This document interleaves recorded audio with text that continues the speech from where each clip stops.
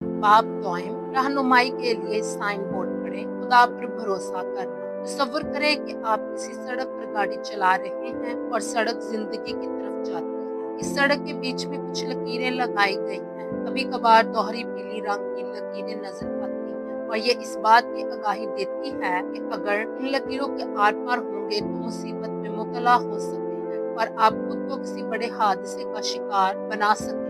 लेकिन कभी कभार सड़क पर छोटी लकीरें कुछ वक्फे के साथ नजर आती हैं। इसका मतलब है कि आप दूसरी लेन में गाड़ी ले जा सकते हैं और इस गाड़ी को जो आपके आगे है ओवरटेक कर सकते हैं। अगर इन लकीरों के आर पार होते हैं तो कोई खास खतरा नहीं, लेकिन अगर आप सामने आने वाली गाड़ियों का ध्यान नहीं रखेंगे तो आप हादसे का शिकार हो जाएंगे। इसलिए जरूरी है कि आप देखें कि सामने की जानिब कोई गाड़ी तो नहीं आ रही। इसी तरह सड़क के किनारे भी कुछ साइन बोर्ड नजर आते हैं जो खास हदायत या आगाही फराहम करते हैं। मसलन आगे खतरा है, एक तरफा, आगे पुल जेर तामीर है, हद रफ्तार 50 किलोमीटर वगैरह। अगर आप इन साइन बोर्ड्स पर लिखी हदायत को पढ़कर अमल दरामद करें तो सड़क पर सफर के दौरान महफूज रहेंगे। यूँ आप किसी खतरनाक हादसे या गहरी खाई में गिरने से खुद को महफूज रखेंगे। बिल्कुल इसी तरह रूहानी सफर में भी साइन बोर्ड्स नस्ब किए गए हैं और खुदा की हिफाजत और पनाह में मुसलसल कायम रहने के लिए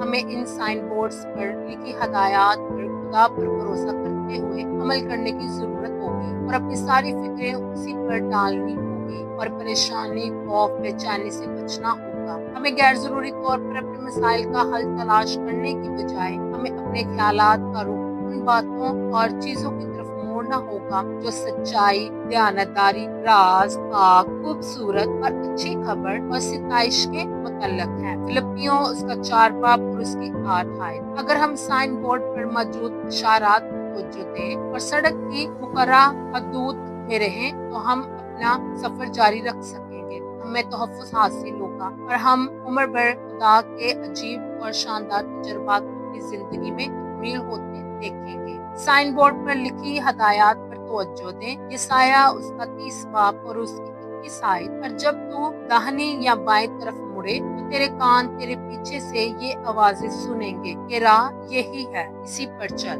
फर्ज करें कि आप जिंदगी की राह पर गाड़ी चलाते जा रहे हैं और आप दाएं तरफ मुड़ना शुरू कर देते हैं और आप महसूस करते हैं कि गैर मुतवक्का तौर पर ना हमवार हो गई है और आप मोहतात अंदाज से ड्राइविंग करना शुरू कर देते हैं। फिर आपको याद आता है कि चंद मील पहले आपने एक साइन बोर्ड पढ़ा था जिस पर लिखा था खुदा पर भरोसा रखो और परेशान मत। अगर आप फैसला करते हैं कि आप सफर जारी रखें और आप सड़क के किनारे पर गाड़ी चलाना जारी रखते हैं तो मुमकिन है कि आपकी गाड़ी किसी घड़े में फंस जाएगी और आपको क्रेन या ट्रक के जरिए अपनी गाड़ी निकलवानी पड़ेगी। और इस मौका पर हम खुदा पर भरोसा करना छोड़कर परेशान होना शुरू कर देते हैं। जब हम उसकी पनाह से निकल जाते हैं तो हमारा दुश्मन हमें आसानी से दबोच लेता है और जब ऐसा होता है तो बाल आकर हम अपना इत्मीनान खो देते हैं।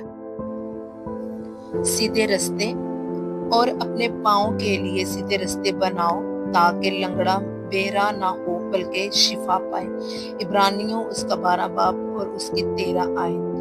जब आप गलत फैसला करते हैं, जब आप खुदा पर भरोसा करने की निस्बत परेशानी का इंतखाब करते हैं तो आप अपने अंदर बेचैनी महसूस करना शुरू करेंगे और अपना इत्मीनान खो देंगे। हो सकता है आप महसूस करना शुरू करें कि पहले की तरह काम दुरुस्त नहीं हो रहे और आपने कहीं ना कहीं गलत रास्ते का चुनाव किया है। और जैसे ही आप अपना इत्मीनान खो दें तो आपको रुक जाने की जरूरत है और कहें, ठहर जाओ, मैंने कहाँ गलती की है। अक्सर जब मैं जिंदगी के सफर पर रवां दवा होती हूँ तो मैं अचानक महसूस करती हूँ कि मेरे अंदर इत्मीनान नहीं है और जब मेरे साथ ऐसा होता है तो मैं रुक जाती हूँ और कहती हूँ, खुदावंद मैंने कहाँ गलती की है।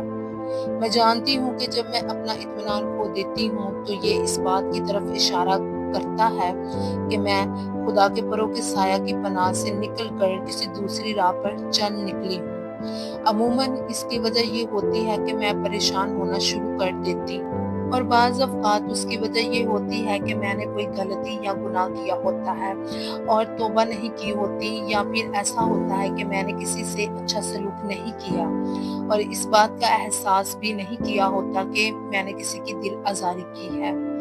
ایسی صورتحال میں سادگی سے خدا سے کہتی ہوں، خداوند مجھ پر ظاہر کر کہ میں نے اپنا اطمینان کیوں کھو دیا، اور جب ایک مرتبہ میں یہ جان لیتی ہوں تو حالات کو معمول پر لانے کے لیے ضروری اقدامات کرتی ہوں۔ اگر خدا نے آپ پر ظاہر کیا ہے کہ آپ کو کیا کرنا ہے اور اس دوران پریشانی اور فکر آپ پر حملہ آور ہوتی ہے، تو میں تجویز کروں گی کہ آپ متی کی انجیل اس کا 6 باب اور اس کی 25 سے 32 آیات کا مطالعہ کریں۔ پریشان ہونا چھوڑیں۔ متی کی انجیل اس کا 6 باب اور اس کی 25 آیت۔ اس لیے میں تم سے سچ کہتا ہوں کہ اپنی جان کی فکر نہ کرو کہ ہم کیا کھائیں گے یا کیا پیئیں گے، ورنہ اپنے بدن کی کہ کیا پہنیں گے۔ کیا جان خوراک سے اور بدن پوشاک سے بڑھ کر نہیں؟ اگر آپ نے وزن کم کرنے اور دبلے ہونے کے لیے کھانے پینے سے پرہیز کر رہے ہیں تو آپ کو آیت کا پہلا حصہ پڑھنا چاہیے۔ یہ حصہ کھانے اور پینے کے بارے میں ہے۔ اگر آپ میری طرح ہیں تو پھر شاید آپ ہر وقت کھانے پینے کے بارے میں ہی سوچیں گے۔ مجھے یاد ہے جب میں کھانے اور پینے میں پرہیز کیا کرتی تھی، میرا سارا دن صرف اسی سوچ میں گزر جاتا کہ میں کیا کھاؤں یا کیا پیوں۔ یہ کام ذہنی طور پر تھکا دینے والا تھا اور اکثر تو ایسی باتیں سوچ کر میرے اندر کی بھوک مزید بھڑکتی، کیونکہ میں ہر وقت یہی سوچتی کہ مجھے کیا کھانا ہے۔ در حقیقت ہم کھانے پینے کی نسبت اس بات کی زیادہ فکر کرتے ہیں کہ ہم خاص حالات میں کیا کریں گے، مثلاً اگر ایسا ہو گیا تو پھر کیا ہوگا، یا اگر یہ نہ ہوا تو پھر کیا ہوگا۔ ہم میں سے اکثریت کے پاس کافی کپڑوں کی تعداد ہوتی ہے، کافی مقدار میں کھانا میسر ہوتا ہے، آرام دہ گھر اور گاڑیاں بھی، لیکن جب حالات کٹھن ہو جاتے ہیں اور ہم ایسی صورتحال کا سامنا کرتے ہیں جس میں سے نکلنا ناممکن نظر آتا ہے، تو پھر ہمارے ذہن میں کچھ اس طرح کی آوازیں گونجتی ہیں، اب تم کیا کرو گے؟ اور اس طرح ہم پریشان ہونا شروع کر دیتے ہیں۔ پرندوں کو دیکھو، متی کی انجیل اس کا 6 باب اور اس کی 26 آیت۔ ہوا کے پرندوں کو دیکھو کہ نہ بوتے ہیں نہ کاٹتے، نہ کوٹھیوں میں جمع کرتے ہیں، تو بھی تمہارا آسمانی باپ ان کو کھلاتا ہے۔ کیا تم ان سے زیادہ قدر نہیں رکھتے؟ کیا آپ نے کبھی کسی پرندے کو درخت پر بیٹھے دیکھا ہے جو اچانک اعصابی تناؤ کا شکار ہو کر درخت سے گر پڑا ہو؟ کیا آپ نے کبھی ایسے پرندے کو دیکھا ہے جو ادھر ادھر پھرتا ہو یا یہ کہتا جائے، پتہ نہیں میرے کھانے کے لیے اب کیڑے کہاں سے آئیں گے، مجھے تو کیڑوں کی ضرورت ہے، اگر خدا نے کیڑے بنانا چھوڑ دیے تو پھر میرا کیا ہوگا، مجھے نہیں پتا کہ میں کیا کروں گا، شاید میں بھوکا مر جاؤں گا، یا پھر خدا ایسے کیڑے بنانا شروع کر دے جن کے اندر مناسب مقدار میں رس نہ ہو، شاید وہ بارش ہی بند کر دے اور کوئی بھی کیڑا زمین سے باہر نہ نکلے۔ کیا ہوگا اگر مجھے گھونسلہ بنانے کے لیے تنکے ہی نہ ملے، اگر یہ اور اگر وہ۔ یسوع نے کہا پرندوں کو دیکھو، پرندے اعصابی تناؤ کا شکار نہیں ہوتے، وہ ہر روز اڑتے پھرتے اور گاتے اور خوب لطف اندوز ہوتے ہیں۔ میں سوچتی ہوں کہ ہم کس طرح سکون محسوس کرتے ہیں اگر آپ 1 گھنٹہ یا کچھ فرصت لے کر پرندوں کی حرکات اور سکنات کا مشاہدہ کریں۔ پریشان ہونے سے کیا حاصل ہوتا ہے؟ متی کی انجیل اس کا 6 باب اس کی 27 آیت۔ تم میں ایسا کون ہے جو فکر کر کے اپنی عمر میں 1 گھڑی بھی بڑھا سکے؟ یقیناً کوئی بھی ایسا نہیں جو یہ کر سکے، ہاں لیکن ہم اپنی زندگی کو کم ضرور کر لیں گے اگر ہم مسلسل پریشان ہونے کو بھی عادت بنا لیں۔ پریشان ہونے کی بجائے ہمیں پرندوں کی مانند بننے کی ضرورت ہے جو ہوا میں اڑتے پھرتے ہیں اور مکمل طور پر خدا پر بھروسہ کرتے ہیں کہ وہ انہیں خوراک مہیا کرے گا۔ وہ تو بالکل بھی دنیا کی کسی چیز کی پرواہ کیے بغیر اڑتے پھرتے اور کھاتے ہیں۔ جنگلی سوسن کے درختوں پر غور کرو، متی کی انجیل اس کا 6 باب اس کی 28 سے 30 آیات۔ جنگلی سوسن کے درختوں کو غور سے دیکھیں، وہ کس طرح بڑھتے ہیں، وہ نہ محنت کرتے ہیں نہ کھاتے ہیں، تو بھی میں تم سے کہتا ہوں کہ سلیمان بھی باوجود اپنی ساری شان اور شوکت کے ان میں سے کسی کی مانند مفلس نہ تھا۔ بس جب خدا میدان کی گھاس کو جو آج ہے اور کل تنور میں جھونکی جائے گی ایسی پوشاک پہناتا ہے تو آئے کم اعتقادو تم کو کیوں نہ پہنائے گا۔ یسوع کے کہنے کا مطلب تھا کہ میدان کی گھاس انسانی جھمیلوں میں نہیں پڑی۔ جنگلی سوسن کو سوسن بننے کے لیے کچھ محنت نہیں کرنی پڑی، وہ بس سوسن ہے اور خدا انہیں ان کا پوشاک پہناتا ہے۔ تو کیا ہم واقعی اپنے بارے میں یہ رائے رکھتے ہیں کہ ہم ہماری قدر و قیمت پرندوں اور گھاس سے کم تر ہے؟ فکر مند نہ ہو، मत्ती की अंजील 6 बाब उसकी 31 से 32 आयत। इसलिए फिक्रमंद होकर ये ना कहो कि हम क्या खाएंगे या क्या पिएंगे या क्या पहनेंगे, क्योंकि इन सब चीजों की तलाश में गैर कौमें रहती हैं और तुम्हारा आसमानी बाप जानता है कि तुम इन सब चीजों के मुहताज हो। फिक्रमंदी हमें मजबूर करती है कि ऐसी बातें कहें, हम खाने में क्या खाएंगे, हमारे पास पहनने के लिए क्या होगा। दूसरे लफ्जों में हम ये कह रहे होते हैं कि अगर खुदा ने हमें मुहैया ना किया तो हम क्या करेंगे। हम अपने ही मुंह के अल्फाज के बायस बेचैन और खड़कना शुरू कर देते हैं, बजाय इसके कि हम अपने खौफ को खत्म करें और परेशान होना छोड़ दें, क्योंकि हमारे अपने ही अल्फाज हमारी परेशानी और खौफ में इजाफे का बायस बनते जाते हैं। इस तरह से जिंदगी के मामलात को चलाने का मतलब है कि हम उन लोगों की तरह अमल और रवैया रखते हैं जिनका कोई आसमानी बाप नहीं, लेकिन मेरा और आपका तो आसमानी बाप मौजूद है। इसलिए हमें इस तरह का रवैया इख्तियार नहीं करना चाहिए कि वो वजूद नहीं रखा। अगरचे गैर ईमानदार नहीं जानते कि वो खुदा पर कैसे भरोसा करे, लेकिन हमें ऐसा करना चाहिए। यीशु ने इस बात की यकीन दहानी कराई है कि हमारा आसमानी बाप हमारे मांगने से पहले ही जानता है कि हमें इन सब चीजों की जरूरत है, तो फिर हम इन चीजों के लिए क्यों परेशान। बनिस्बत इसके हमें अपना ध्यान उन चीजों की तरफ लगाने की जरूरत है जो ज्यादा अहम है, यानी उन चीजों पर जो खुदा, पहले उन चीजों की तलाश जो अव्वल दर्जा रखती है। मत्ती की अंजील उसका 6 बाब और उसकी 33वीं आयत। बल्कि तुम पहले उसकी बादशाही, उसकी रास्तबाजी की तलाश करो तो ये सब चीजें तुमको मिल जाएंगी। बहुत सालों तक मैं अपनी इबादत में खिदमत का काम सरअंजाम देने से पहले मैं जल्दी जल्दी दुआ करती, आए खुदावंद मेरी मदद कर। खुदा से मदद मांगने में कोई बुराई नहीं है, लेकिन मेरी दुआ में ईमान नहीं बल्कि बेचैनी होती थी। लेकिन अब इबादत में खिदमत के लिए मैं खुद को कलाम के मुतालिया से बेहतर तौर पर लेस करती हूँ और इबादत के शुरू होने से पहले मैं खामोशी से दुआ और ध्यान खुदावंद की प्रस्तिश और रफाकत में वक्त गुजारती हूँ। माँ ने मुझे कभी भी इस बात की तहरीक नहीं दी कि मैं बहुत बड़ी इबादत करवाने के पीछे भागती फिरूं, और ना ही उसने मुझे कभी कहा कि मैं बड़े और ज्यादा हदियों की आरज़ू करूं। मैं सिर्फ ये करती हूँ कि उसका इंतजार करूं और उसके बाद लोगों की तादाद और हदिया कितना होना चाहिए और दूसरे मामलात खुदा पर छोड़ देती हूँ। अक्सर हम दुआ में काफी वक्त खुदा के साथ अपनी दुआओं के जवाबात के इंतजार में गुजार देते हैं, हालांकि हमें सिर्फ खुदा का इंतजार करना चाहिए। जब तक हम खुदा का इंतजार करते हैं और उसकी तलाश में रहते हैं तो हम पोशीदा पनाहगाह यानी उसके परों के साया के नीचे महफूज रहते हैं। लेकिन जब हम अपने तमाम मसाइल का हल तलाश करते रहते हैं तो दर हकीकत हम अपनी ख्वाहिशात को पूरा कर रहे होते हैं, बजाय इसके कि खुदा की मर्जी को जानने की कोशिश करें। इस तरह हम उसके परों के साया की पनाहगाह से निकल जाते हैं। बहुत सालों तक मैं खुदा का इंतजार करती रही कि मेरी खिदमत कैसे बढ़े, और इसका नतीजा ये निकला कि मेरी खिदमत जूं की त्यों ही रही, ये कभी भी बढ़ ना सकी और अक्सर तो ये सवाल की जानिब बढ़ने लगी।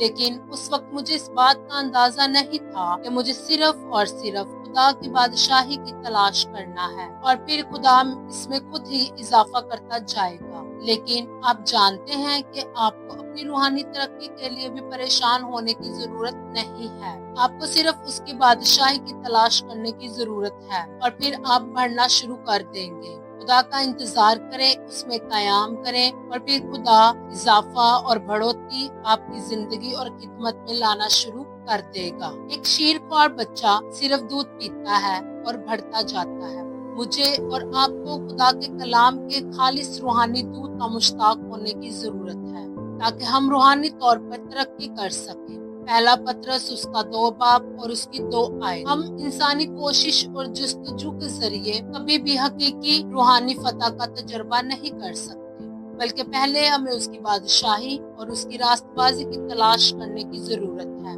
और बाकी सब कुछ हमें मिलता चला जाएगा। हमें खुदा के तहाइफ की तलाश छोड़कर उसकी हजूरी की तलाश करने की जरूरत है। साया में वक्त गुजारें। ज़बूर 27 उसकी 4 से 6 आयत तक। मैंने खुदावन से एक दरख्वास्त की है, मैं उसी का तालिब रहूंगा।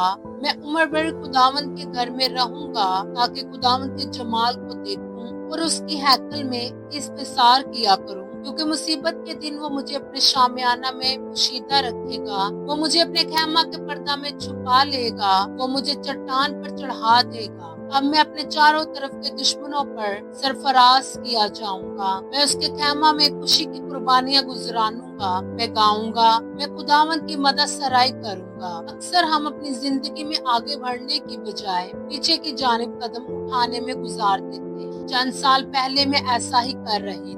मैं तो बड़ी खिदमत की तलाश में थी। मैं अपनी जिंदगी में बहुत सी तब्दीलियां देखने की ख्वाहिशमंद थी, क्योंकि मुझे अपना आप बिल्कुल भी पसंद नहीं था। मैं चाहती थी कि मेरा शौहर बदल जाए। मैं चाहती थी कि मेरे बच्चे भी बदल जाए। मैं शिफा और खुशहाली की तलाश में थी।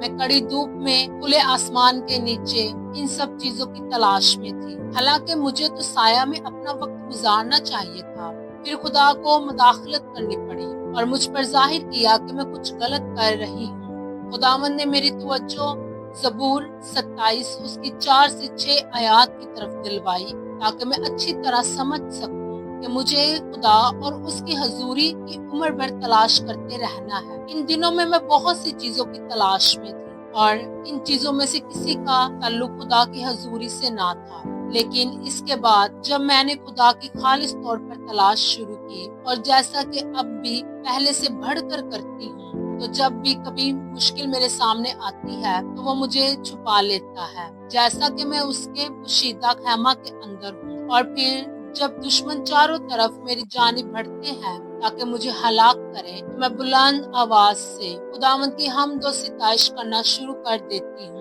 अब इब्लीस मुझ पर हमला नहीं कर सकता और ना ही मुझ तक पहुंच सका है, क्योंकि मैं कादर मुतलक के परों के नीचे साया में रहती हूँ। अब मैं इब्लीस की पहुंच से बाहर हूँ। वो मुझ पर असाबी तनाव का हमला करने से कासिर है, क्योंकि मैं खुदा के साया के नीचे हूँ, जहाँ मैं किसी भी बात के लिए परेशान और फिक्रमंद नहीं हूँ। किसी भी बात के लिए फिक्रमंद ना हो, किसी भी बात की फिक्र ना करो, बल्कि हर एक बात में तुम्हारी दरख्वास्तें, दुआ और मिन्नत के वसीला से शुक्रगुजारी के साथ खुदा के सामने पेश की जाएं। तो खुदा का इत्मीनान जो समझ से बाहर है तुम्हारे दिलों को और ख्यालों को मसीह में महफूज रखेगा। फिलिपियों उसका 4 बाब उसकी 6 से 7 आयात तक। बहुत अरसा हुआ खुदा ने मुझसे कलाम किया कि जब तुम दुआ में मेरे हजूर आओ तो मुझे वो सब कुछ दे दो जो इब्लीस तुम्हें देना चाहता है।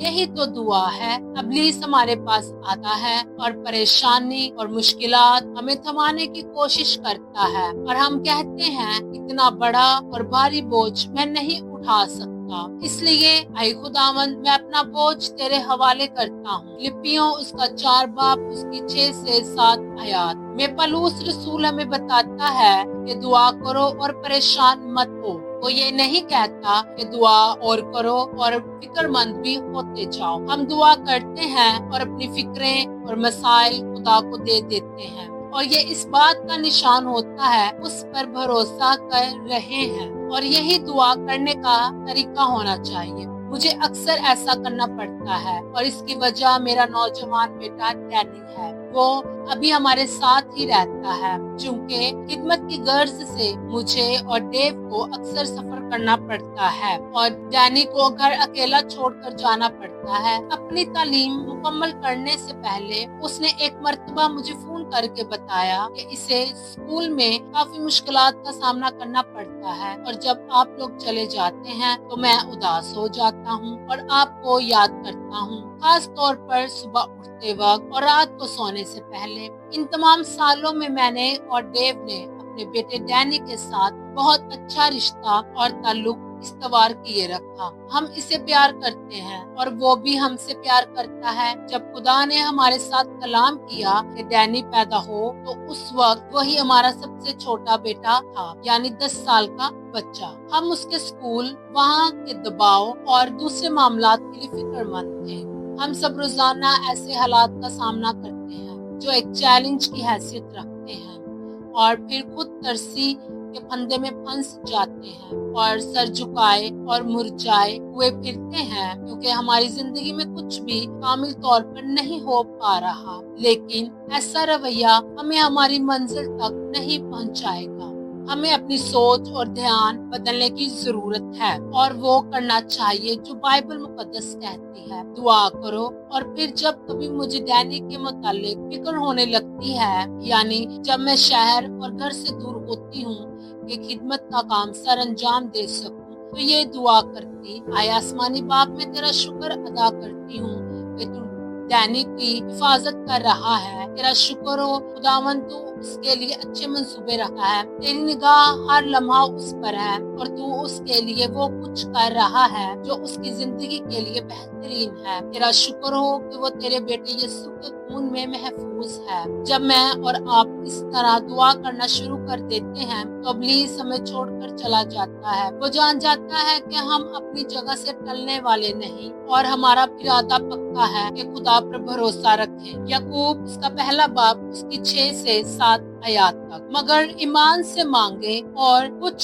शक ना करे, क्योंकि शक करने वाला समुंदर की लहर की मानिंद होता है जो हवा से बहती और उछलती है। ऐसा आदमी ये ना समझे कि मुझे खुदावन से कुछ मिलेगा। वो शख्स दो दिला है और अपनी सब बातों में बेकयाम। अगर हम अपनी फिक्रें और परेशानियां दुआ में खुदा के हजूर ले जाएं और उसके साथ ही उनके मुतल्लिक परेशान और फिक्रमंद भी रहें, तो हम मुस्बत कुव्वत के साथ मनफी कुव्वत को गलत मलत कर देते हैं। दुआ एक मुस्बत कुव्वत है और परेशानी या फिक्रमंदी एक मनफी कुव्वत है, और जब हम दोनों को मिलाने की कोशिश करते हैं तो इसका नतीजा हमेशा सिफर निकलता है। मैं आपके मुतालिक नहीं जानती, लेकिन मैं नहीं चाहती कि मेरी कुव्वत सिफर हो जाए, इसलिए मैं कोशिश करती हूँ कि दुआ और परेशानी दोनों को आपस में मिलाने की कोशिश ना करूँ। एक मर्तबा खुदा ने मुझसे कलाम किया और कहा, बहुत से लोग बगैर कुव्वत के काम करते हैं क्योंकि वो हमेशा मनफी को मुस्बत के साथ मिलाने की कोशिश करते हैं। वो कुछ लम्हा के लिए मुस्बत इकरार करते हैं और कुछ देर के लिए मनफी इकरार करते रहते हैं। वो कुछ लम्हा के लिए दुआ करते हैं और मजीद कुछ लम्हे के लिए वो परेशान भी होते रहते हैं। वो कुछ अरसा तक भरोसा रखते हैं और फिर कुछ वक्त के लिए फिक्रमंदी को गले लगा लेते हैं। इसके नतीजा में वो इधर उधर उछलते फिरते हैं और उनकी जिंदगी में बिल्कुल भी कोई तरक्की जाहिर नहीं होती। तो फिर क्यों ना एक फैसला किया जाए कि हम मुस्बत रवैया रखेंगे और खुदावंद पर भरोसा करते रहेंगे और परेशानी और फिक्र को अपनाने से इनकार करेंगे।